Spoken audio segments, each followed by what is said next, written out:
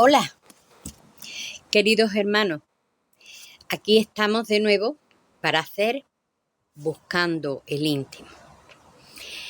Y le pido al Espíritu Santo que nos guíe, que yo sea capaz de comunicaros toda la vivencia que yo tengo y todo el conocimiento que Él da, y que en vosotros suscite ese fuego, que estas enseñanzas no sean un ejercicio intelectual de filosofía ni de metafísica, que lo es, pero tiene que ser una fibra viva del interior de cada uno. Bueno, gracias Espíritu Santo, porque sé que nos va a ayudar. Y ya empiezo.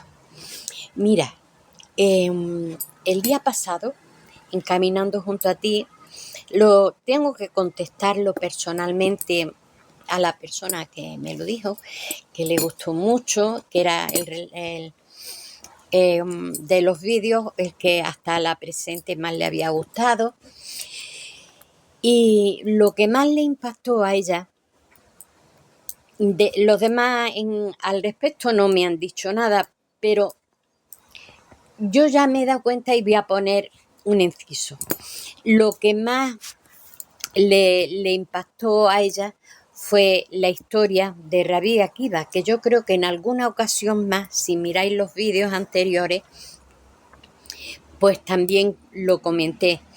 Esta historia la conozco yo porque de algunas historias más de personajes que aparecen en la Biblia y cuáles son las referencias bíblicas anteriores que tienen aparte de que figuran en el Nuevo Testamento, también son personas que son conocidas en los relatos del Antiguo Testamento.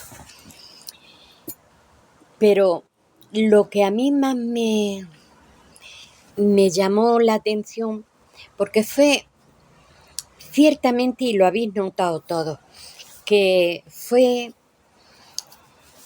un vídeo que tenía 3 versículos y yo decía, Dios mío, 3 versículos que eran muy parcos y muy sencillos.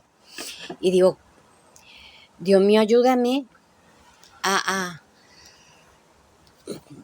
explicarlo y a transmitir estas cosas lo más vivas posible. Y entonces, como siempre, el Espíritu Santo y el Padre escucha a sus hijos, y como sabía que era para vosotros, no podía ser de otra manera que fuera conducida. Y ahí hubo una cosa que el Padre, a través de la guía que a mí me estuvo dando mientras que hacía el vídeo, os llevó a vosotros un conocimiento que ha pasado casi desapercibido. Y es cómo el Padre, a través de la historia, va ampliando su entrega de dones, de amor, de conocimiento, de profundidad en doctrina, en esencia, porque va despertando el corazón del hombre. Y yo lo hice desde el Evangelio que se estaba viendo del Señor, y empecé, que era lo que leí, que eran 3 versículos, hacia atrás. Pero ahora lo voy a hacer hacia adelante. Entonces,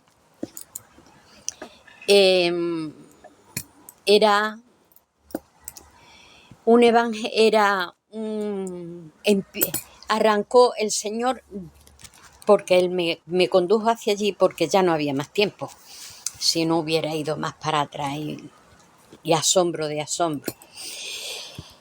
Pero llegó a la inauguración del primer templo con Salomón.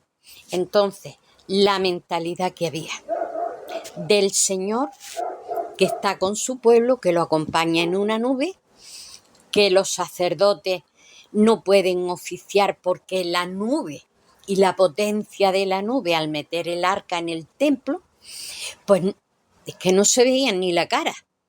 Y además aquella presencia tan imponente a través de lo que se emanaba en la nube y de la fuerza que desprendía el arca de la alianza, pues tuvieron que salir fuera.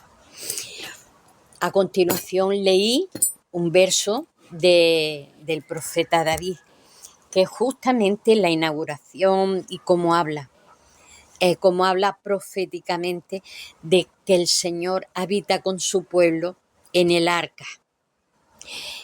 Y cómo iba pasando así a través de los profetas, y cómo ya llega un momento en que el Señor,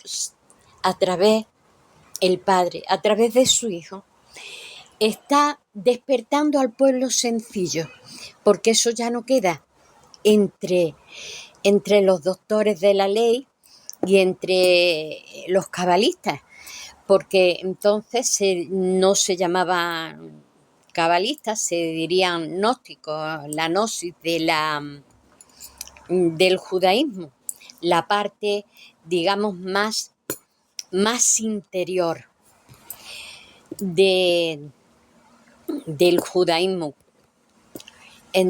Y cómo ya el Señor va diciendo que el tabernáculo de Él en realidad es el hombre y toda la vida, porque Él es su nombre, con lo que Él se ha dado a conocer. Yo soy el que soy, el sostenedor y el emanador de toda vida. Por eso es tan importante meditar el nombre de Dios. Y vamos viendo la evolución en la historia de la salvación. Pero los que estáis siguiendo mi canal, veis que el Señor va más allá. Que en aquel momento Él dijo, hay que salir a otros pueblos, hay que salir allí a predicar y a enseñarle. Y era esto lo que Él estaba enseñando y estaba curando. Pero ahora nos está diciendo, a través de todos estos escritos que me ha dictado a mí, que me puso a estudiar filosofía y ontología y todas estas cosas que yo decía. Pero bueno, yo estoy oyendo voces, esto es peligrosísimo.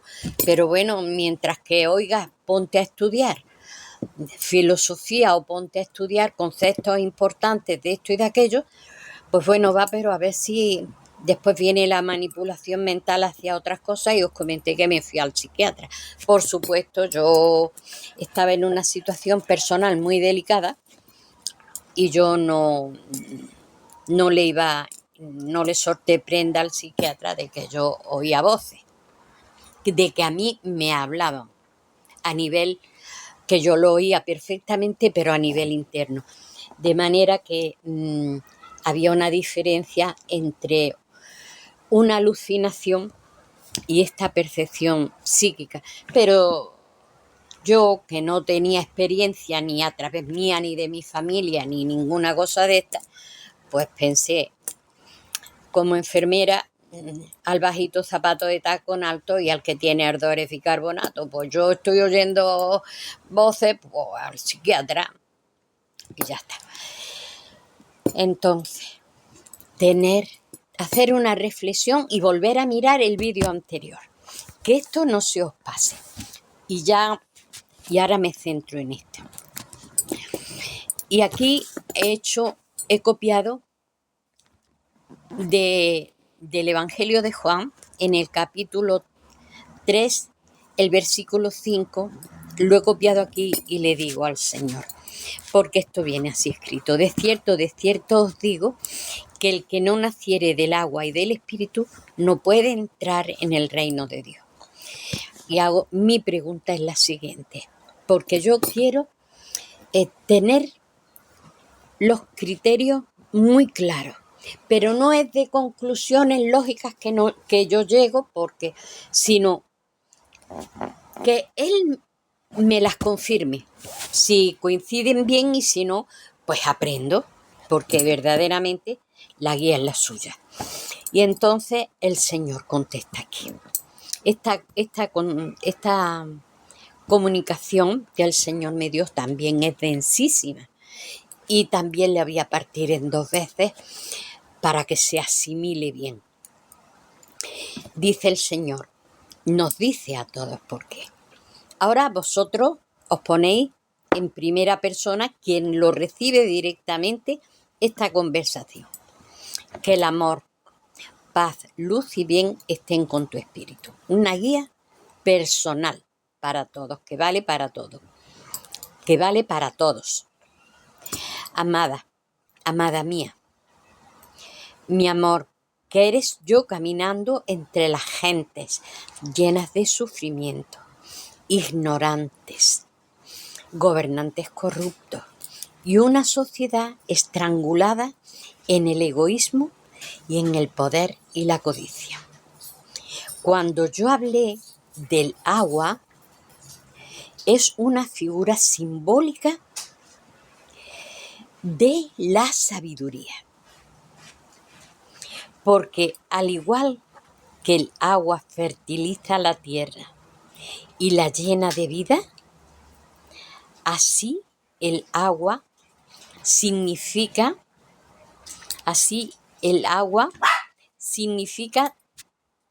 cállate, ya llega de la calle, ¿qué?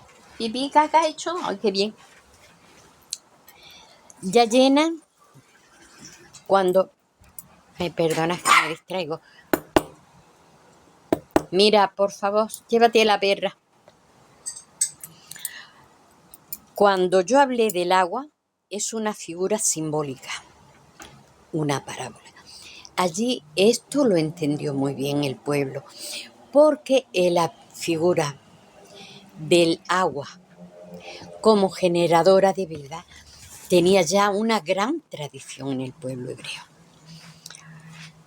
Es una figura simbólica de la sabiduría, porque al igual que el agua fertiliza la tierra y la llena de vida, así el agua significa sabiduría y conocimiento trascendente, que lleva a la plenitud del Espíritu, al Espíritu Santo, que alumbra y hace nacer un hombre nuevo. Ese espíritu es del hombre, mira, que lleva a la plenitud del espíritu del hombre, porque va cada vez recibiendo más despertar, más autoconciencia de su verdadera naturaleza, que lleva a la plenitud del espíritu el Espíritu Santo que alumbra y hace nacer a un hombre nuevo, pleno. Espérate, y hay algo que sí, que lleva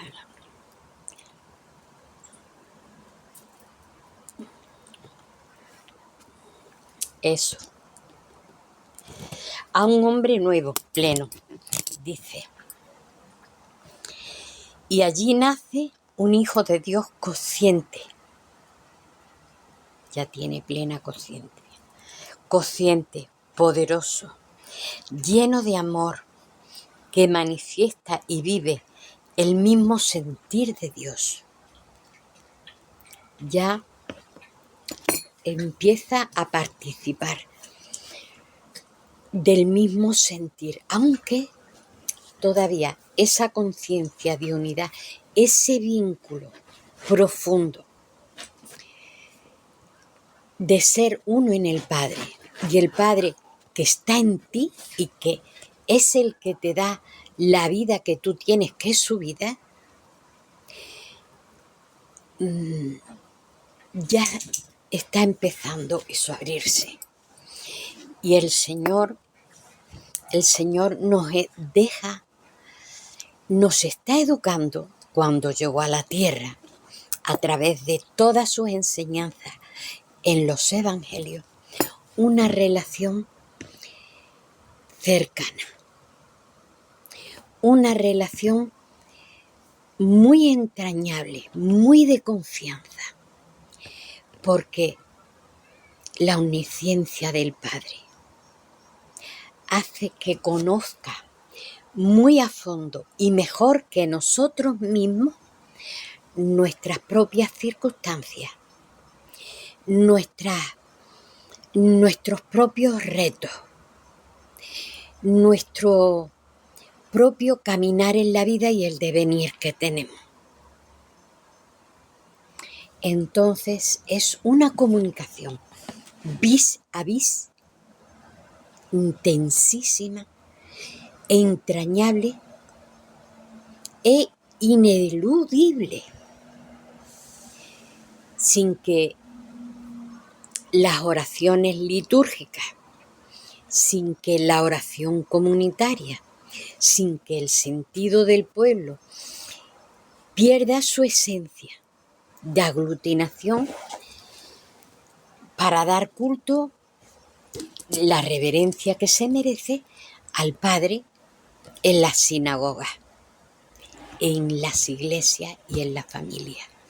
Y cada vez se va haciendo la cosa más próxima, hasta que llegamos a nosotros. Cuando tú necesites orar, hablar con el Padre, vete a tu habitación, cierra la puerta y allí, de corazón a corazón, habla con Él. Él ya sabe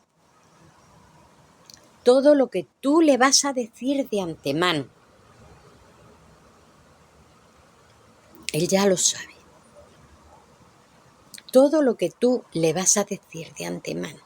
Él ya conoce todo el entorno, todas las circunstancias que confluyen ahí y a todo lo que ha llevado hasta ahí, te ha llevado a ti. Cómo lo has ido tú percibiendo y tú cómo te has ido desenvolviendo en determinado reto. Pero tú tienes que hablarlo. Y para hablarlo, el hablar y contarle tú a tu Padre, eso tiene dos partes. La parte que tú le hablas y la parte donde tú lo escuchas a Él. Ya estamos entrando en esta conciencia. Un silencio expectante. Te quedas a la espera de sus palabras y de cómo Él, en los hechos que vas teniendo en tu vida, y Él te va a ir guiando y enseñándote el camino. Pero para eso tienes que trascender la enseñanza del ir como quien va a la compra con una lista de necesidades. Padre, quiero esto, esto, esto y esto y esto y lo demás. Él sabe lo que necesita. Está bien que le digas eso, pero Él necesita que tú le expliques cómo tú te sientes, no porque Él no lo sepa, sino porque Él anhela esa comunicación contigo. Esa comunicación que es de ida y vuelta. Ya tenemos que estar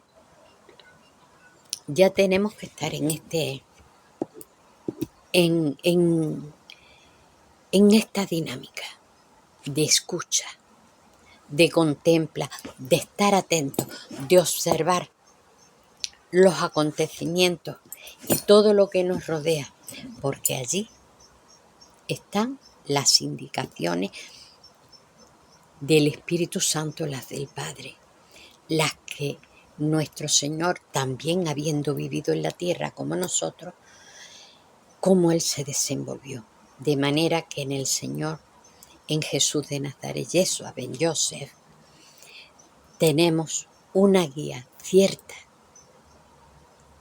y una estrella polar que hace que nuestro barco no esté perdido en medio del océano sin referencia. Sabemos hacia dónde vamos y tenemos la guía, nuestra brújula y nuestra estrella polar. Y ya saber, ya estar atento a los acontecimientos que nos van a hablar, que nos van a decir, que nos van a conducir, que nos van a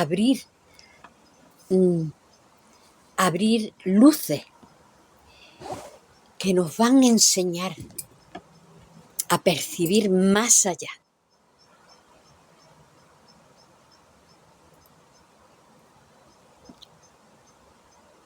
Porque nada es casualidad.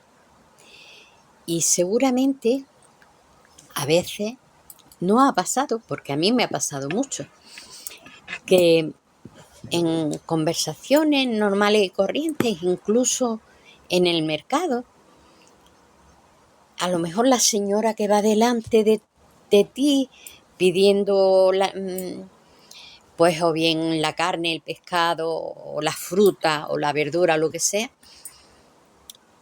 suelta una frase que es la contestación a lo que tú estabas pensando sobre tus asuntos y las cosas de tus dilemas. Y entonces la mujer hace dentro de su conversación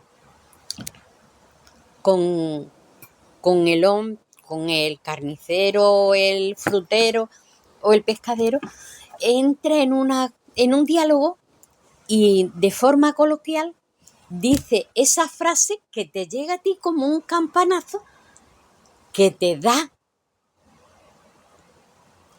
la clave. Y a lo mejor estás viendo, tú vas por la calle, vas conduciendo y de pronto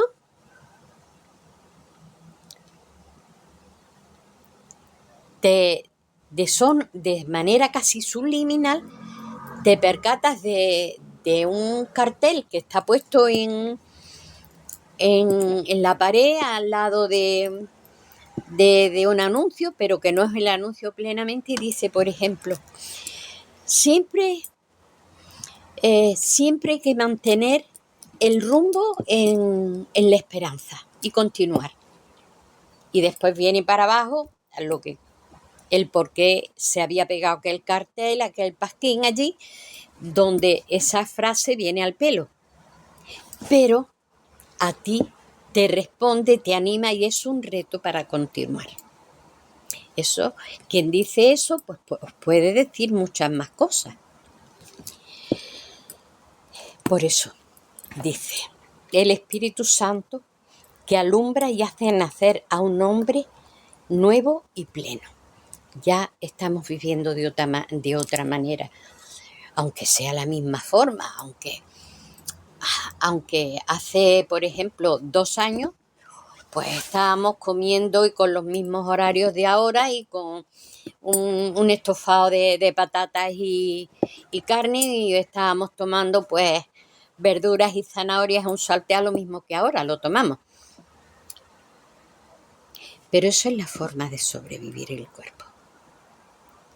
La conciencia de la persona que habita ese cuerpo, que somos nosotros,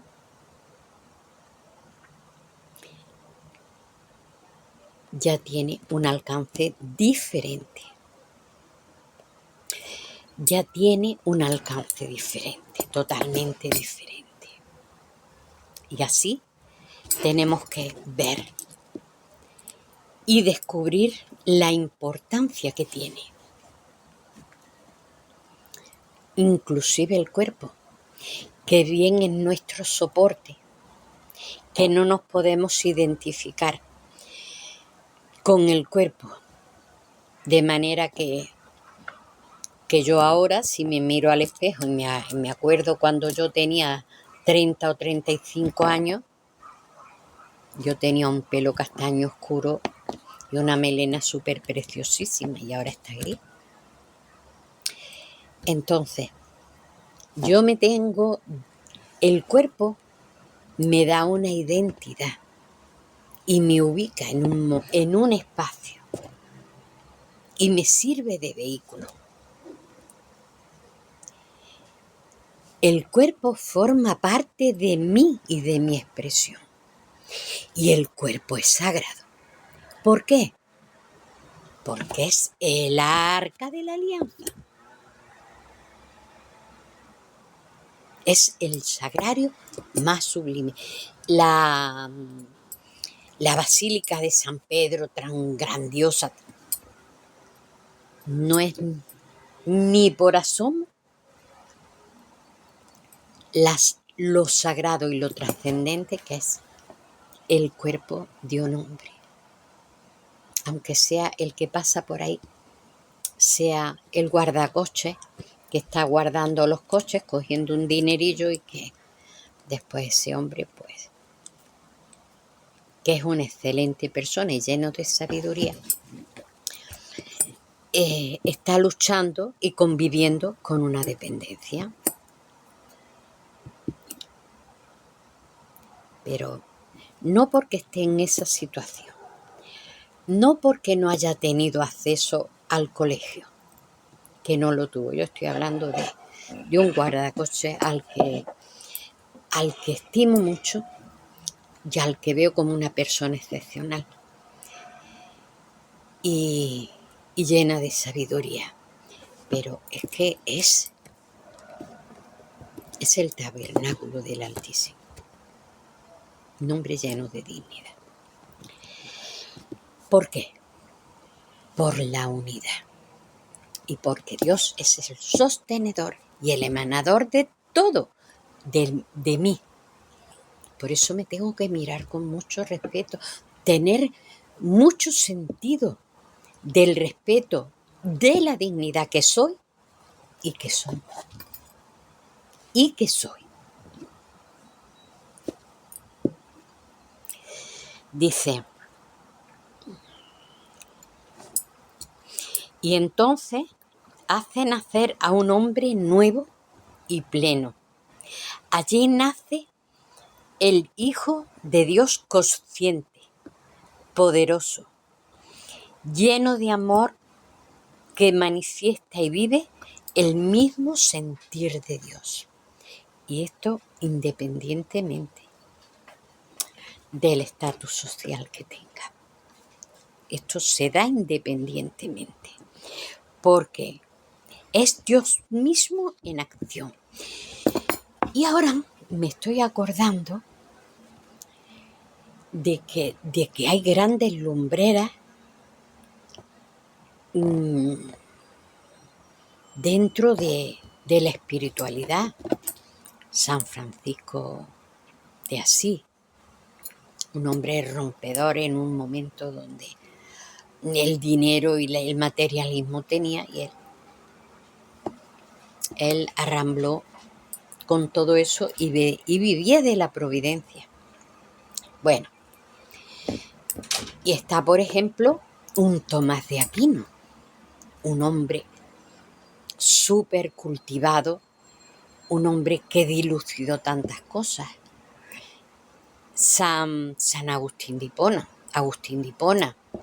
en fin, personas muy importantes. Pero también hay otros personajes igualmente impactantes, porque a mí me impactó San José de Cupertino. San José de Cupertino era un muchachito que con 5 o 6 años tuvo una fiebre que al parecer, no sé si fueron tifoideas o maltas, fueron tan fuertes y tan intensas que le produjeron un retraso. Y era, pues, tonto. Era lo que todo el mundo conoce con tonto. Su mente se había quedado afectada, pero su espíritu tenía una sensibilidad tan grande y una percepción de la presencia de Dios en todo lo que le rodeaba enorme. Y bueno, hay una serie de circunstancias en su vida donde su madre lo logra meter en una compañía de frailes, me parece que era franciscano, no sé, total, en una congregación de frailes, porque su hermano era un fraile rector de no sé qué, y entonces pues el niño había que protegerlo y el niño tenía que salir a mosca, campanilla, cómete la mosca, y tenía que salir adelante, y que manera pues lo cogí así. Y llegó el superior general a visitar el monasterio o donde vivían estos frailes, y estuvo hablando con todos y tal. Pero a él le interesaba mucho porque este hombre, este gran rector general de la compañía de esta comunidad, que no me acuerdo cuál era, pues resulta que a él le gustaba, su vocación de lo que a él como persona carnal le hubiera gustado ser era pastor y criador de ganado y criador de ovejas y de cerdos. Entonces él sabía que allí en el monasterio aquel criaban cerdos y ovejas y cabras y todo eso. Y él, bueno, porque queremos enseñarle todo lo que aquí están haciendo, las investigaciones teológicas de los frailes de aquí que han entrado, estos nuevos que son tan así. Y estaba el superior que quería eso. Y el otro, sí, ¿y dónde están los cerdos? Y eso, tanto insistió que allí al final se lo llevaron. Y cuando fueron a abrir donde estaban los cerdos y las ovejas y tal, están por allí danzando, pero el fraile no está. Y hermano, ¿dónde está hermano José? El hermano José. Entonces el hermano José sale de debajo de un montón de paja, lleno de así de pajillas, y dice, sí, estoy aquí. Dice, pero no estaba usted. Sí, estoy cuidándolos. Y entonces se adelanta el prior. Dice, no me digas que sí, pero de verdad, sí. Y entonces los otros, pero estos dos, ¿de qué están hablando? Dice, a ver, enséñamelo. Dice, pues pase usted para acá. Y empezó a apartarle, a apartar, y el otro, el superior importantísimo, apartando también en las pajas y metiéndose allí, y salió con un corderito recién parido que el otro estaba protegiendo a la madre y al de este, y por eso se había quedado. Y él lo sabía porque los pastores hacen eso. Y bueno, después por la noche, cuando ya todos querían hablar mucho con él, decía, ay, estoy cansado, a ver si me meto en la cama. Con tales que él lo que quería era irse a hablar con el porquero, con el que estaba cuidando los animalitos, que además los vio con tanto amor cuidando a los animales, que se percató de que allí había una trascendencia del Espíritu Santo. Y llegó. Y entonces a eso de las 2 o las 3 de la mañana se escapó, sin que ya estaban todos los frailes y el superior y todo el mundo allí durmiendo. Pues cogió y se fue a las 3 de la mañana, de la madrugada, en plena noche, se fue en busca del puerquero para hablar con él, y entonces estuvieron hablando un poquito, y al final, hay que ver qué ahora soy. Y yo era más feliz cuando estaba de párroco, porque ahora... Y tengo tantos problemas, porque a nivel teológico hay que ver lo que es la Santísima Trinidad. Y entonces se le queda el otro mirando. Dice, reverendísimo, no se preocupe usted, porque eso es muy sencillo. No tenga usted angustia. Se puso de pie, se quitó el gabán que era el más pobretico y el más cochambroso, y además de estar allí con cerdos y con cabras y el estiércol de las bestias. Dice, ¿usted ve esto? La Santísima Trinidad es un solo Dios. Esto es un solo abrigo. Dice, pero yo lo doblo en 3 partes. Es el mismo abrigo en 3 pliegues. Dice, eso es la... Y el otro se quedó. ¿Qué explicación? Usted tiene que ser sacerdote. Y lo llevó y al final lo hizo sacerdote, hizo que todo el mundo lo aprobara, los exámenes de sacerdote, porque es que por el Espíritu Santo y todo. Bueno, ya después, buscad la vida de San José de Cupertino y os vais a divertir y vais a ver cómo para el Señor no hay impedimento, ni siquiera siendo una persona con una limitación importante a nivel mental y a nivel cognitivo. Bueno, pues voy a terminar. ¡Ay! 5 minutos. Y yo pensaba, bueno, cuando el Espíritu Santo, ¿verdad?, toma el diálogo. Dice, el sentir de Dios, porque es Dios mismo en acción. Allí el hombre vive conscientemente la unidad que es en el Padre, sabiendo que su personaje histórico, la persona concreta que es el personaje histórico, nada puede y nada puede y nada es sin el Padre, porque el Padre es la vida misma. Es solo una ilusión y una fantasía evanescente la de cada existencia. El sentido de la vida es, mirar qué grandeza, como aquí se termina la comunicación de hoy. Bueno, la primera parte, porque la segunda también tiene que queda para el próximo día. El sentido de la vida es experimentar y ejercer nuestra naturaleza creadora. Aquí os dejo con esta frase. Digerirla, hacerla vuestra, incorporarla a vosotros mismos.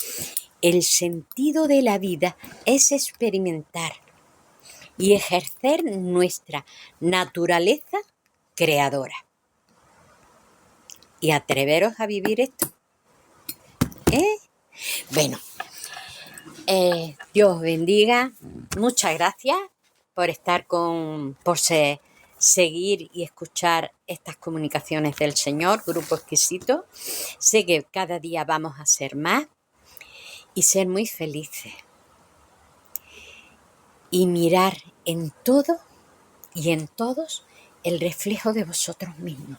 Y que en el otro estáis vos, sois vosotros, y el otro también está dentro de vosotros y vosotros en él. Bueno, hasta el próximo día. Esto tiene mucha amiga. Os quiero mucho. Hasta el próximo día.